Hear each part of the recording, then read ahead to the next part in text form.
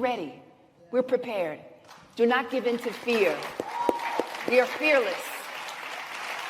This is not the time to be afraid. This is a time to stand up and fight back and to resist any temptation for them to divide us. We're in this together. The rule of law is on our side. We will not give in, not give up. We will not capitulate. We will not bow. We will not bend. We will survive.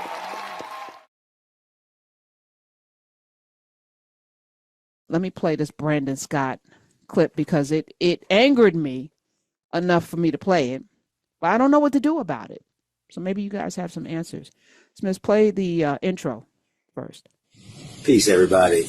It's Mayor Brandon Scott. I've been debating whether I was going to share this voicemail that I received in June, but I really think it's timely for folks to hear the kind of hatred and vitriol, and to be quite frank, racism that still exists in the world today, and know that what their representatives, what average people go through every single day still in this country.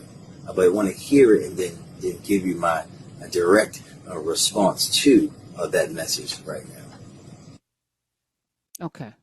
Smith, before we play it, because this person represents thousands and thousands of people who are somehow just bothered by Brandon Scott's existence. They don't live in Baltimore. They don't live in probably the state of Maryland, but they feel so emboldened to pick up the phone and leave a voicemail to what, terrorize this man, to threaten to try to make this man fear for his life. Play the disclaimer first, Smith, and then play the clip. Listener discretion is advised. Yeah, this message is for Brandon Scott, the mother wannabe thug-ass gangster who pretends to be the mayor of Baltimore City. How about you stop making Baltimore a place for worthless piece of worthless like you who just shoot each other and sell drugs? How about you do your goddamn job and actually stop crime instead of benefiting and financially upping yourself with it? We all know you're a mother wannabe kingpin, and you are running Baltimore's criminal enterprise the way that you should be running the city. You are a worthless, and every that works with you is just as much of a worthless criminal as you are.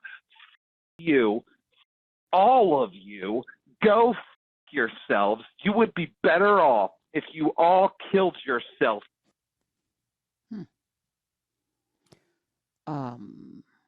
Mayor Brandon Scott was reelected overwhelmingly to be mayor. So he's not a wannabe. He was democratically elected in a city of roughly 585,000 people, 60% of whom identify as Black, African American, non-Hispanic. Reelected. Since being reelected, not only is crime down across the board, there's an economic revitalization that's happening under his watch. And he's very, very transparent about the things that he has done, because there's a whole, you can actually put, you can go to City of Baltimore. I think it's City of Baltimore, Baltimore City, mayor.baltimorecity.gov, and you can see his accomplishments because it's all out there. So I'm like, what was the impetus to do that?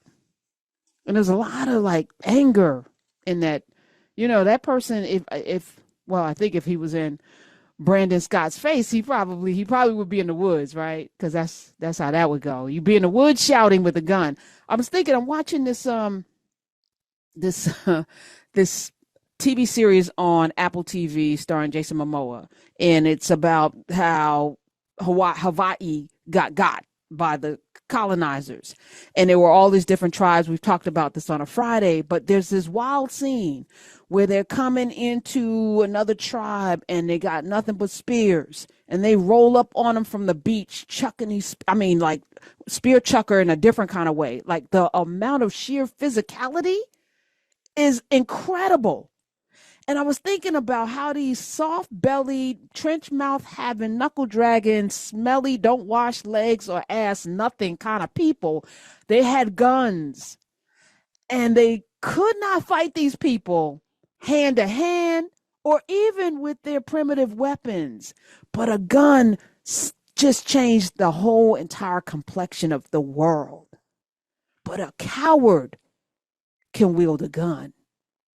And is not required to have any kind of excellence, not even marksmanship, especially not even a machine gun that can fire off and kill a whole bunch of people. I was just thinking about how weak and small, but the gun came in and changed everything. But they couldn't compete with those people, not straight up. But they never will. So what's the strategy? 866-801-8255. So you're going to call up and call people all kinds of names?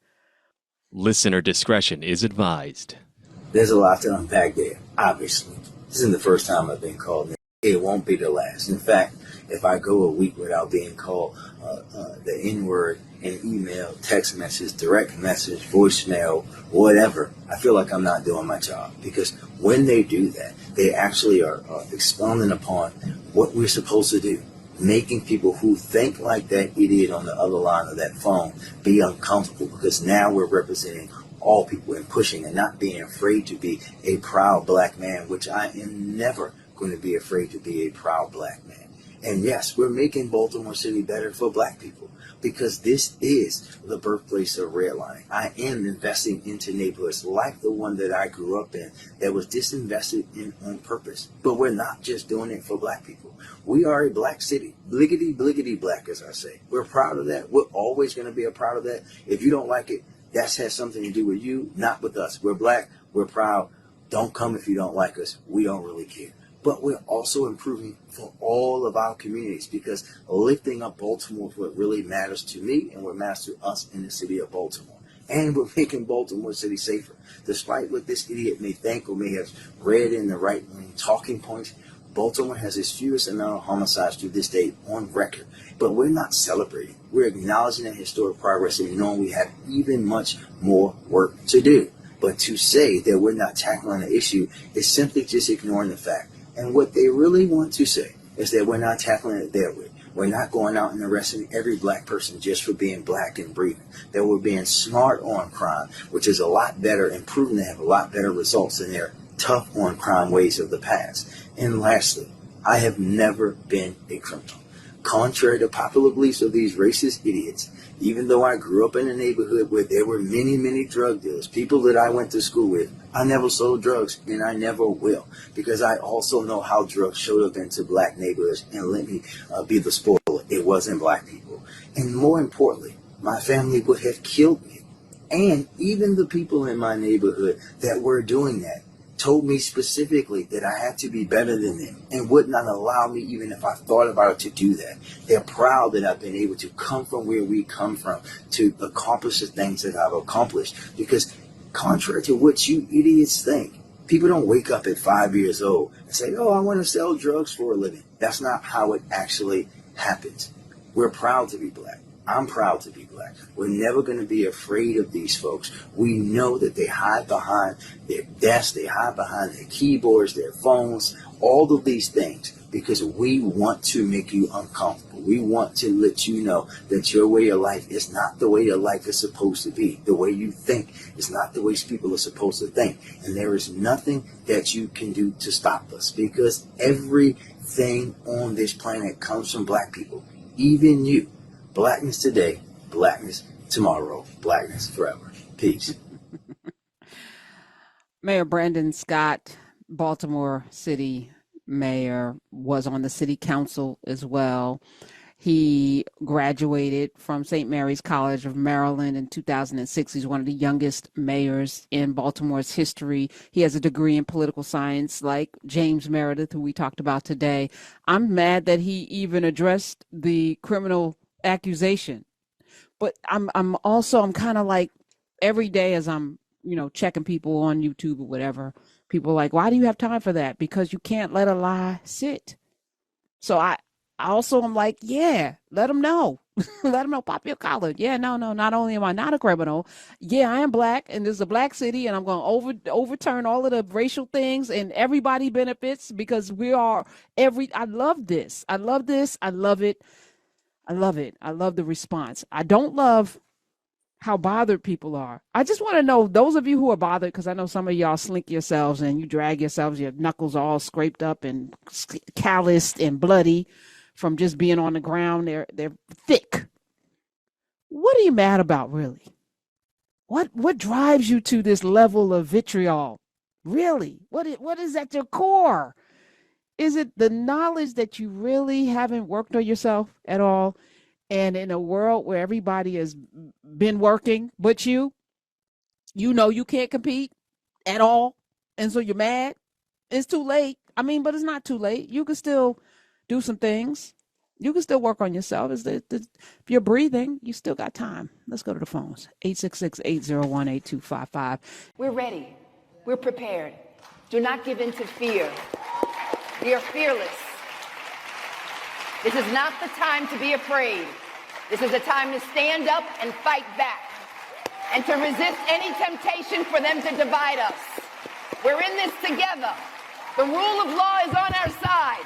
We will not give in, not give up. We will not capitulate. We will not bow. We will not bend. We will